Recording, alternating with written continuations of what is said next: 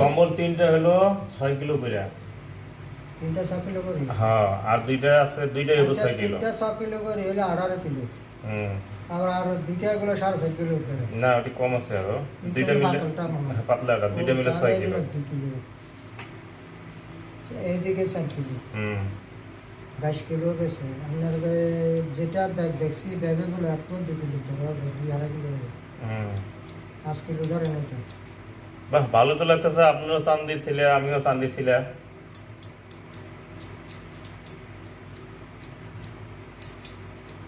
এখন মারা করেন আর গুলা দুটো গুলো দুধ না, দুধ নেই নেই।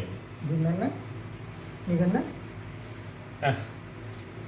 জায়গা কো আমরা এগুলো না দেশের মধ্যে মনে করেন দুধই তো সবচেয়ে